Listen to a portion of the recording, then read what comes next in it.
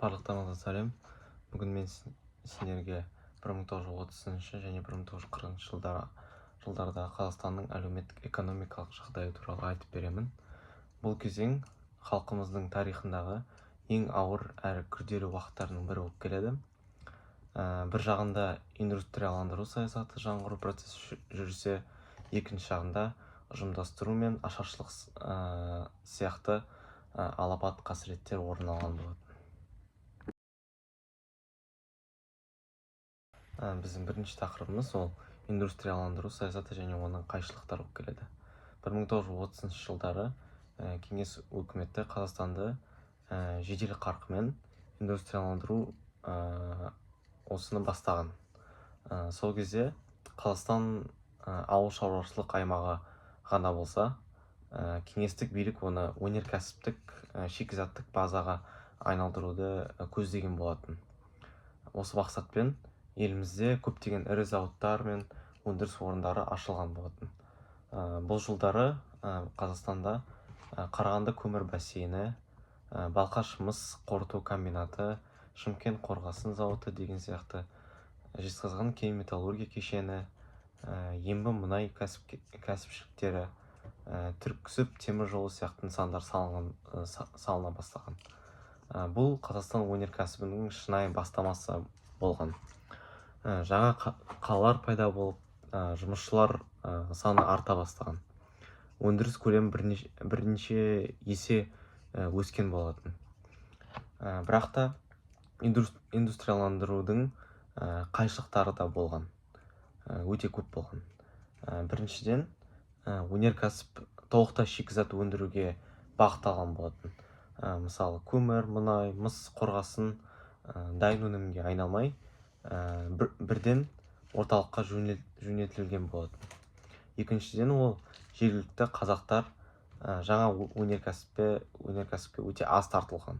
Себебі олардың көбінің білімі жеткіліксіз болған деп танылған болатын.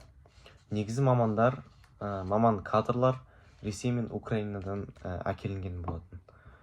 Үшіншіден, әлеуметтік жағдай өте ауыр болған. Жұмысшылар жатақханаларда тұрды, тамақ өте аз болған, және де медицина жеткіліксіз болған. Сонымен қатар, өндіріс табиғатқа өте зор зиян әкелген, экологиялық мәселелер пайда бола бастаған. Осылайша, индустрияландыру халыққа жаңа мүмкіндіктер ашқанымен, көптеген қиындықтар мен тәуелділіктерді қоса әкелген болатын.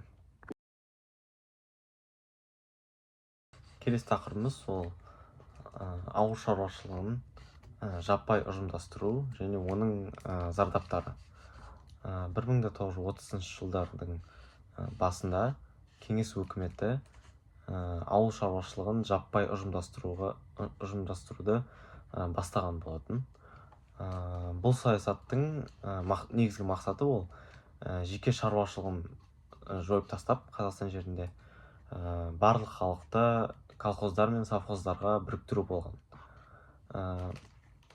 Ұжымдастыру ол зорлық-зомбылықпен іске асырылған болатын. Бұл жақта бай кулак деп айтылған адамдардың мал-мүлкін тартып алынған.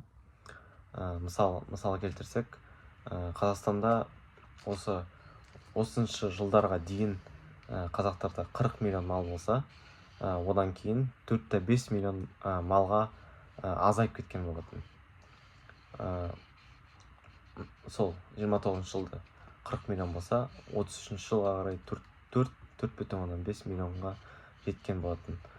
Бұл халықтың ғасырлар бойы негізгі күнкөріс көзі жойылған деген сөз болып келеді.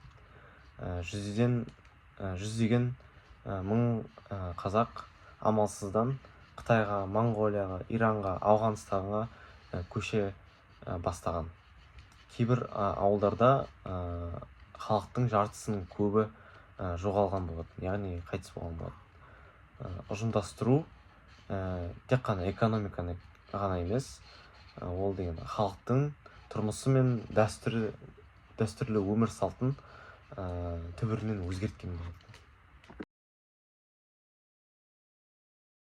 біздің келесі тақырыбымыз сол 1932-33 жылдардағы ашаршылық кезеңі және куәгерлер естеліктері.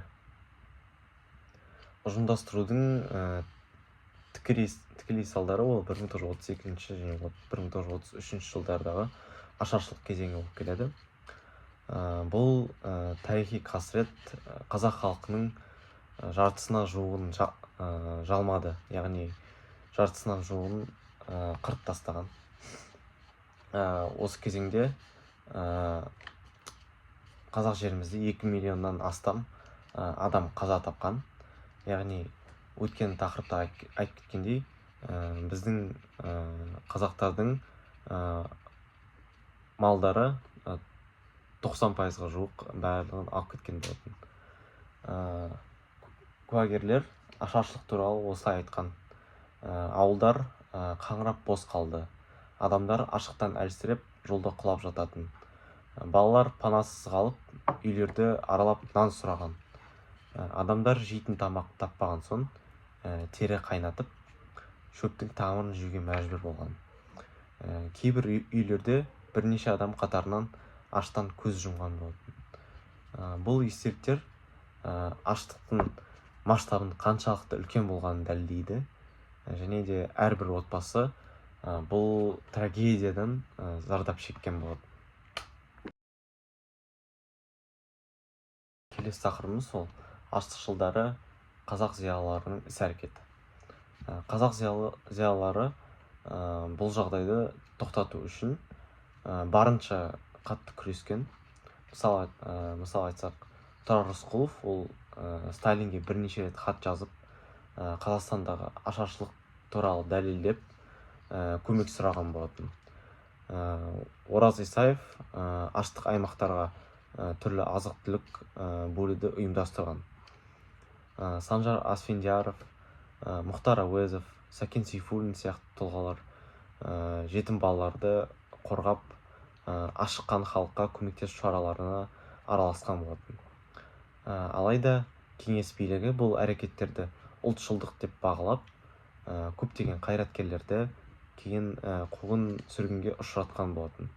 1937 және 1938 жылдары қазақ зиялыларының басым бөлігі атылды немесе түрмеге қамалған болатын. Қорытындылай келе, 1930 және 1940 жылдары Қазақстан үшін бір мезетте әрі даму, әрі қасірет кезеңі болып келеді.